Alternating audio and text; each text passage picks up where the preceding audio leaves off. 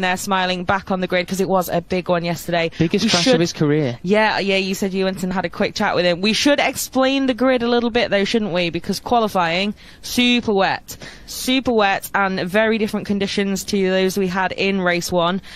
So yeah, it's all a little bit kind of jumbled up with some guys showing really incredible wet weather form, others struggling a little bit more, like Hamad Al Sahuti yesterday, the Qatari wildcard as he was in his home round, who took a podium. Now full-time rider, he's 16th on the grid, but yesterday came through to 4th, so we could expect another bit of a jumble in this race too. Yeah. And I talked over Shinya Zawa there, waving to the camera. That's our points leader. Shinya qualified 7th on the grid for yesterday's race in those wet conditions. It was worth pointing out actually, and Wiswanto, the second highest Indonesian on the grid. I mean, those conditions were so wet, really favourable to the Indonesians and Malaysians, and perhaps some of the Thai riders, you could say. Classic, isn't it? Yeah. Yes. Meanwhile, you look at someone like Cameron Swain down the very bottom of the grid. He actually finished up in 11th spot, nearly on the top 10 of the grid. He told me yesterday he barely got his knee down in the wet before that qualifying. Yeah, you can imagine those conditions, certainly a challenge.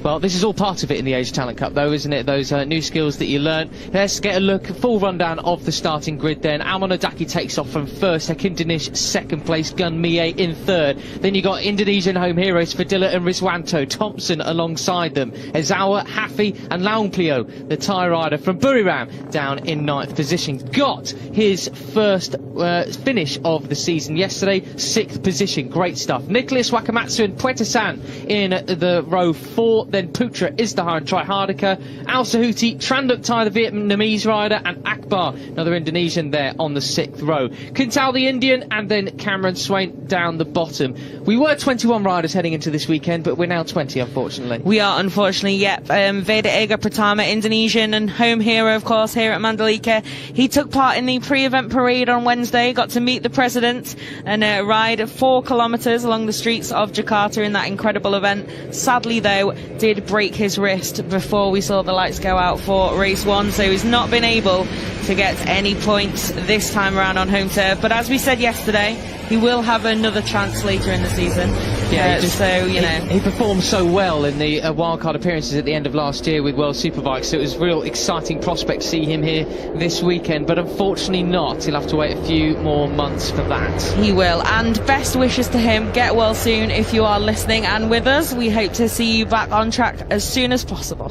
Well, let's take a look at the track then as we go on this warm-up lap. We're heading through turns 3 and 4 now. This is part of the newly resurfaced section. It's quite slippery, potentially, if it, well, had when it dries up from having rained, but clearly we've not had any rain overnight. This is now the flat-out section from turn 4 all the way to turn 10. Even though they're getting their knee down, they can keep their bikes absolutely pinned through here. That turn 8 is where Carter Thompson went down yesterday, and you got the short square out of turn 9 to turn 10, a key overtaking spot. Yep, it is indeed. And we should talk about the conditions as well as the track.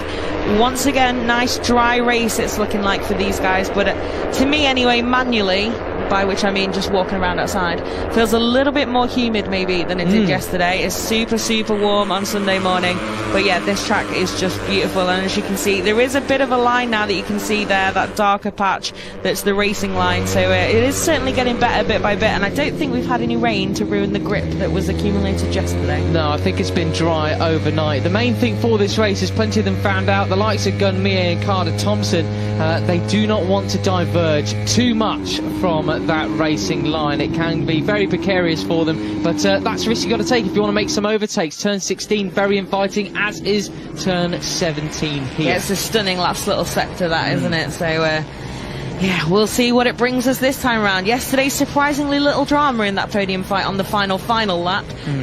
So yeah, we'll see what race 2 has in store. Yes, I think Fadila might have decided, well, I got a podium, so we don't need to do anything brash and send it down the road. Potentially. There is Hakim Danish, yesterday's race winner, number 13, the Malaysian, starting from second on the grid. Almon Odaki alongside him. There is Gun Mie in third. Will be hoping for a much better performance here today. So the man with the red flag will depart from the front of the grid. The lights will come on and will burst into life once again here in Mandalika.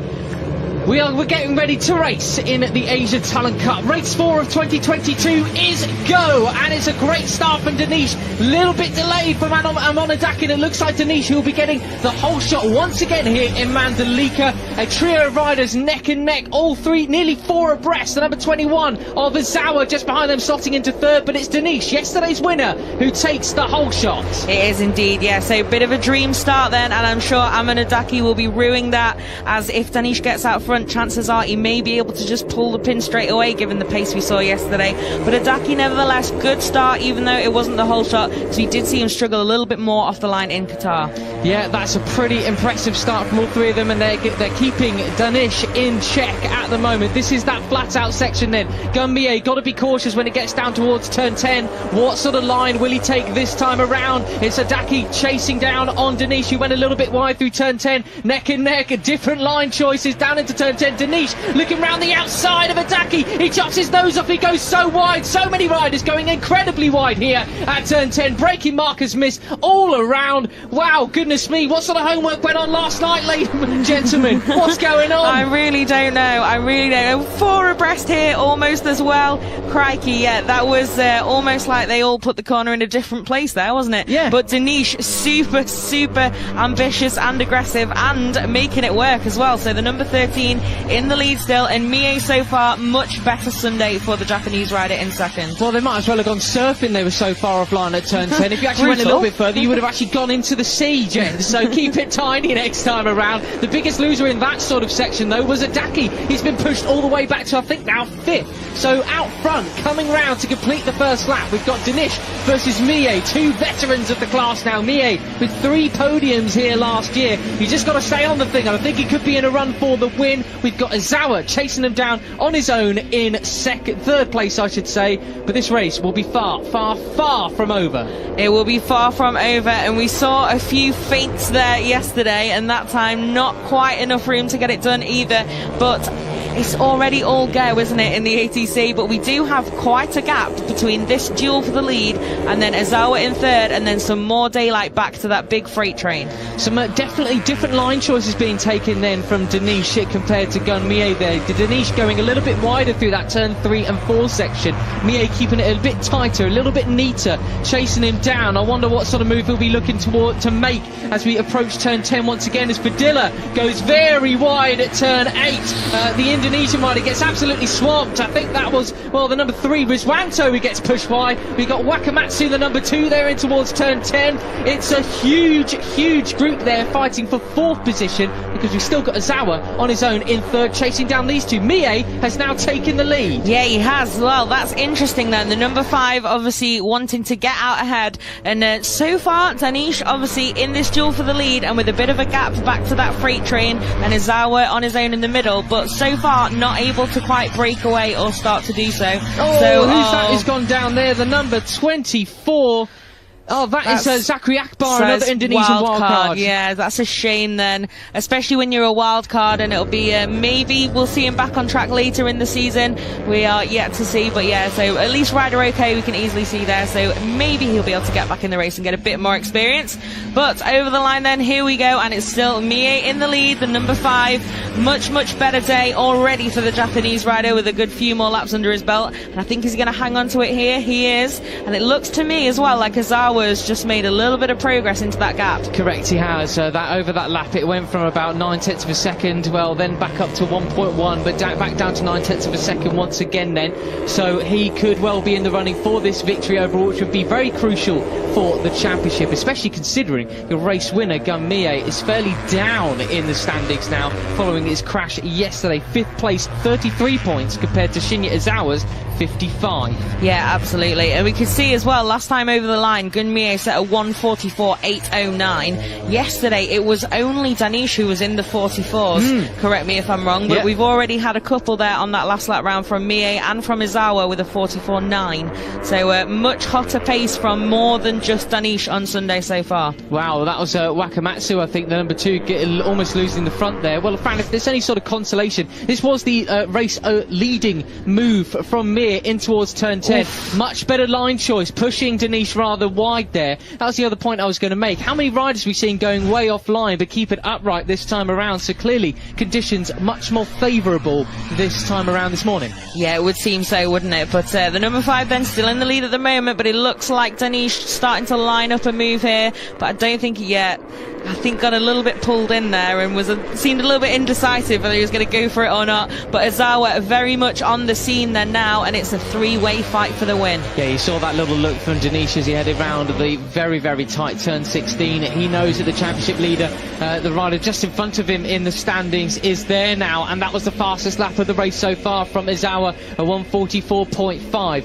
3 seconds back to Iatc. What's happened to him this weekend? Unfortunately, just been sort of swamped, really. I saw him locked in a debrief with the ATC rider coach and his helper. I'm sure his helper, his dad. Quite a lot of them do have their dads with them, don't they? But Iatc wasn't looking overly happy with yesterday's performance, understandably so. But hey, for a rookie, P4, I'm not complaining. Yeah, exactly. I think it's one of those, isn't it? Like with Scott Ogden yesterday, like in Q2, and then like, oh god, absolute disaster. I'm like, it's really not though, is it? These rookies just expect so much of themselves, and obviously Iatc and Izawa were the 2 race winners in Qatar, although in reverse order of how I just said them. So, you know, it's started incredibly well for the 2 guys this season, but patience, learning is key, as well as winning and podiums. You know, it's all about progress in the Asia Talent Cup. So, yeah, good to see Iatc having to fight it out today, and still upright, the number 14, getting a few more laps under his belt after that crash yesterday. Well, I tell you what, he's got 2 ATC riders from last year. Faris Putra has sadly gone down. I'm not quite sure where that is. Oh, well, the number 8's up and okay. Turn 10, so at the end of that little squirt, what's happened here? Just way offline, unfortunately. Too much front brake, and down he went. I was going to say, Fran, I mean, this is absolutely critical for Izawa because he's got 2 Asia Talent Cup riders from the year before up in front, but fortunately he's okay. And we've just seen Isaac Carter Thompson has gone down. We've just had on our timing screens. Is that a mistake?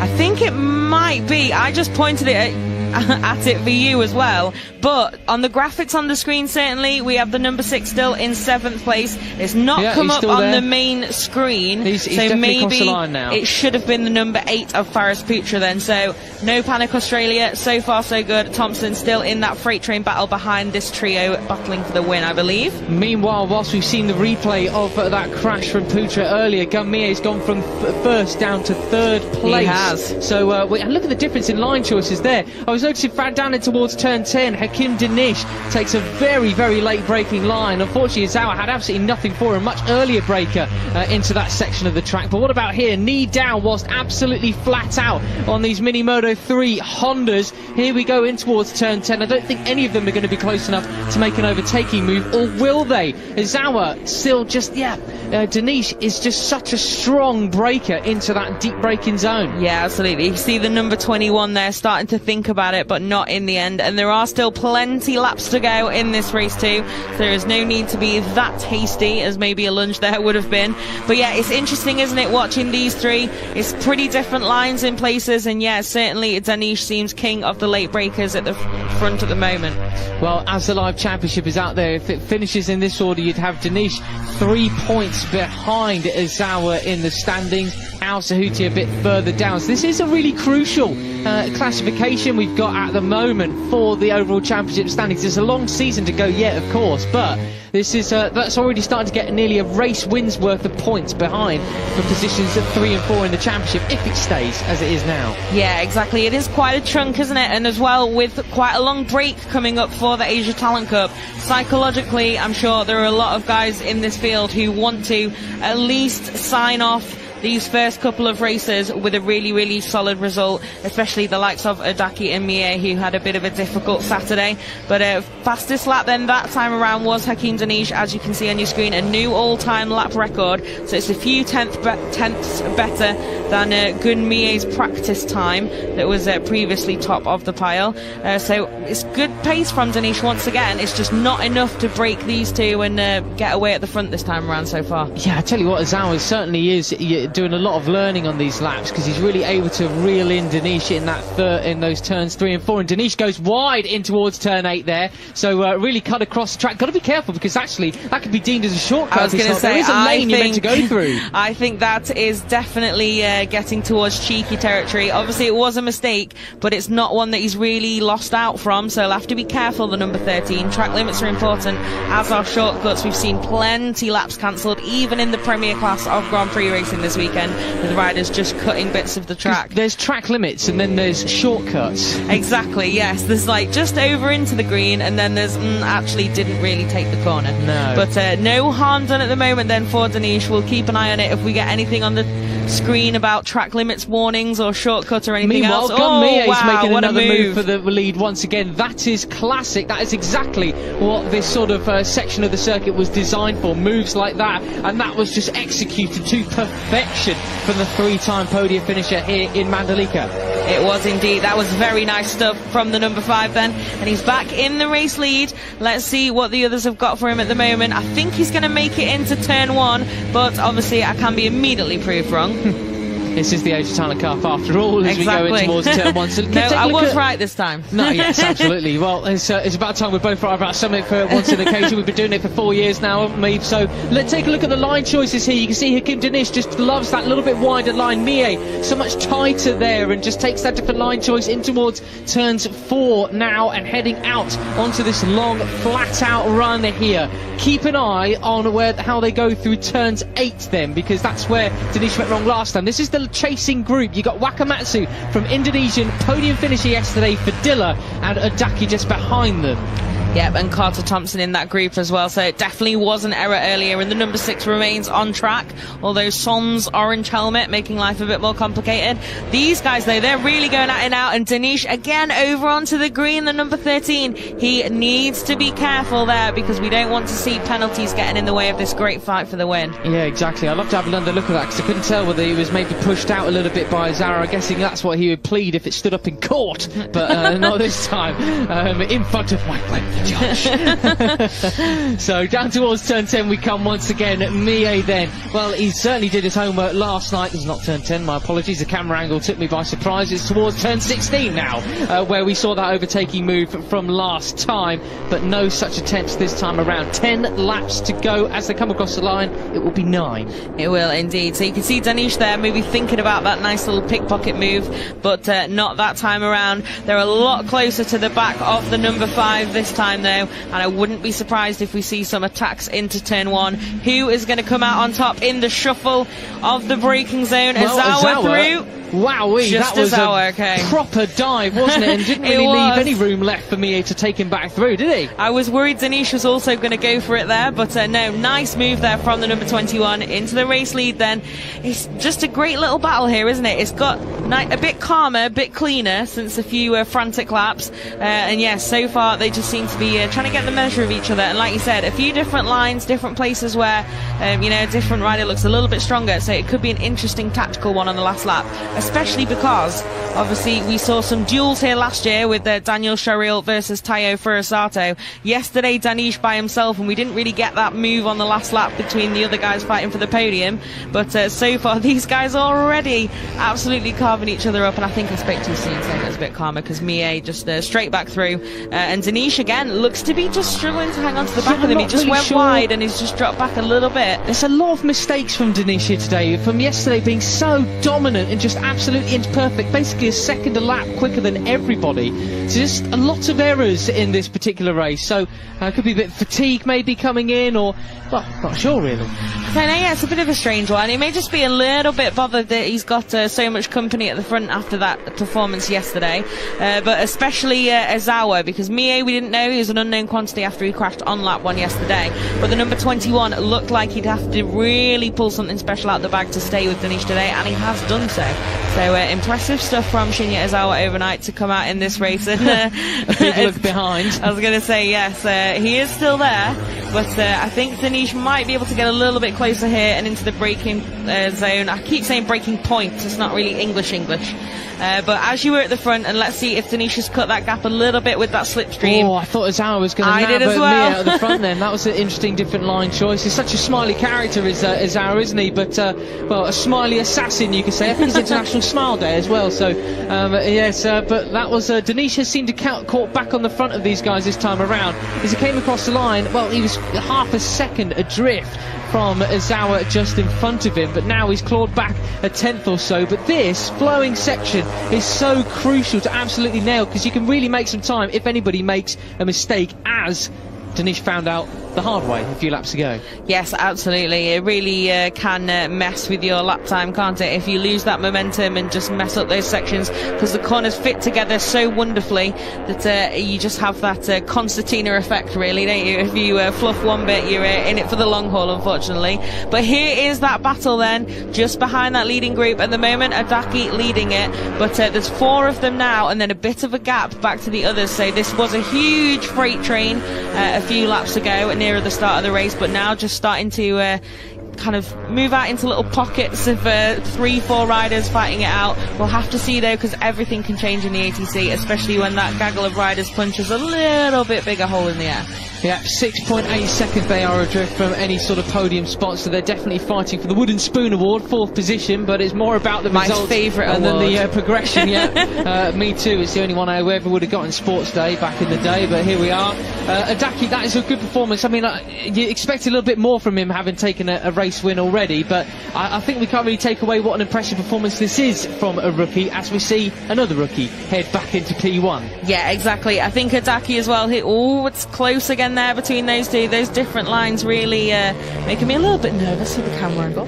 But yeah, Iatc definitely, I think, will need points on the board today. He can't have another crash, so if he's not got more than 4th is a very good finish for a rookie and for any rider, really. So yeah, main objective for him will be take as many points as possible, and if it's not in the podium battle, then so be it, but it has to be a finish. Yeah, worth pointing out as well, the pace from this trio out front is significantly quicker than those behind them. You got Danish, the only rider in the 144s last time around, and the other two were in the 145.2s, but that won't help any sort of lap times as Mie heads back through into the lead once again on Azawa. So Danish, he's got these two back up. He's really sort of settled in now after that little trio of mistakes that he made earlier on. So a bit calmer for the Malaysian at the moment. Yeah, you think he's probably got a little bit more of a more regular heartbeat now, back on the back of them, and no stress. They've not escaped into to make it a duel for the win. But yeah, Azawa then just a little mistake from the number 21 there, and Gunmie needing no second invitation to head through into the lead. We still have a fair way to go in this race, so good news for us. It looks like we're going to get a great fight to the finish between these guys. But yeah, I don't know, we can't call it at the moment, can we? Gunmie though, seemingly a little bit less flustered than the others. We've not seen too many mistakes today from the number 5. It's a really solid job, because let's not forget, Iatc needs that finish, but so does Gunmie, because he also crashed out yesterday and took 0 points. I think he's about to lose the lead though. Yeah, he that is really impressive from Azawa. That sort of moved the difference in line choice there.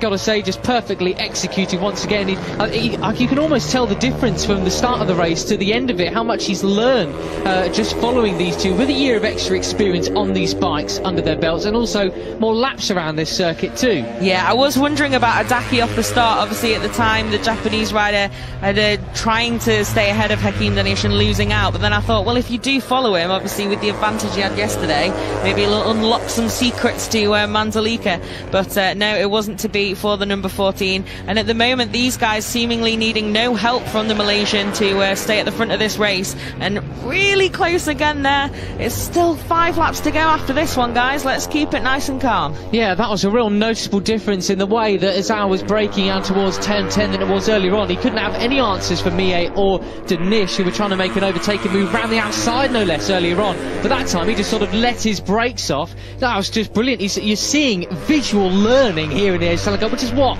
this series is frankly all about. It is, absolutely. It's all about the progress, like winning podiums, that's all great as well, of course, but it's also about the progress you make throughout the season. And yeah, speaking of progress, Gunmie making some more there. Yeah, absolutely nailed that drive out of turn 14 and through turn 15, making that overtake stick in towards turn 16. We're back on the new section section of asphalt that we got there. You can see it's much darker than before. That's what caught a few riders out yesterday, this first section. You can't, if it has rained, you can't see any damp patches because it's pretty much the same colour. No such problems today though with the dry weather. The tone of the race is starting to change, Fran. 5 laps to go, and it's looking a little bit more about jostling for position rather than pulling out a lead ahead even more from the 4th place, who are now 8 seconds back. Yeah, they've pulled out that gap bit by bit, haven't they? And it's definitely a podium to lose for these guys. So hopefully we won't see any drama and we'll get a nice clean shuffle to decide this race.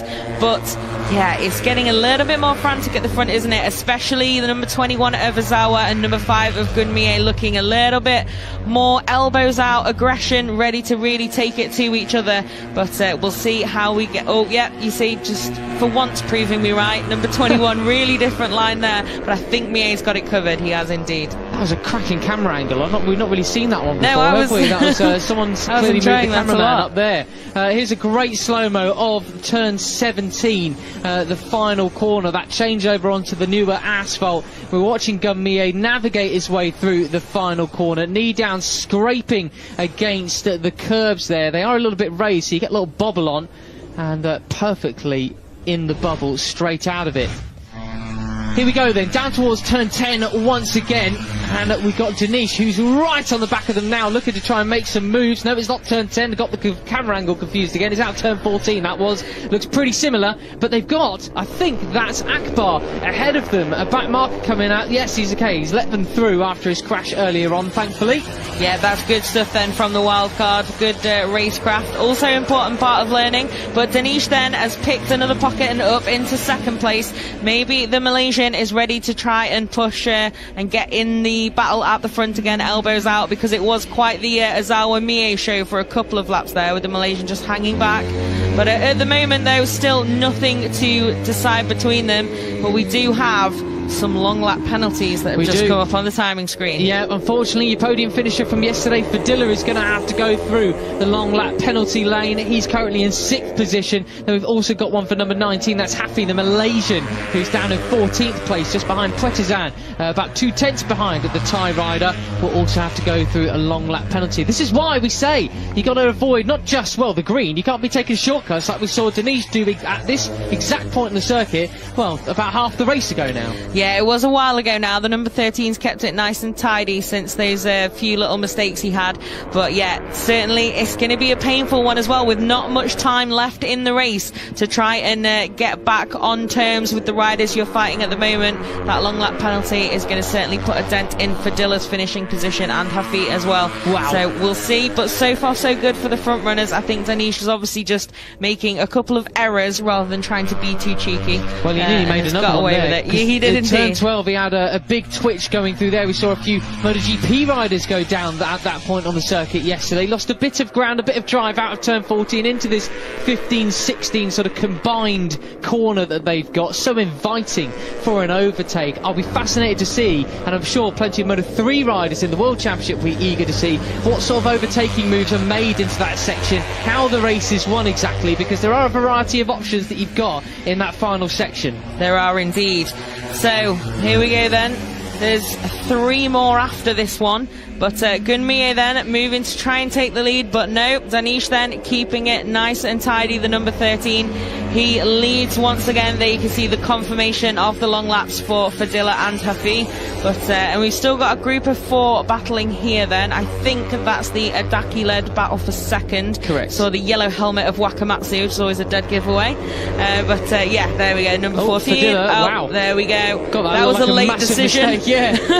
Goodness. So through he goes, and unfortunately that is his battle for 4th pretty much over and done with. 3 laps to go. Ain't no chance with this sort of pace. So he will be going for that. And who was that? That was Mie, who nearly did the full Carter Thompson from yesterday. You've got to be so careful with your line choice there, but he won't get penalised for that, because Well, unfortunately, he's lost so much time already. Can he get settled once again, though? Because he's not actually lost that much ground. He's not lost as much as you'd think, given that he even had his hand in the air like, I'm off here, I'm off. But nicely saved then from the number 5, a little bit dramatic.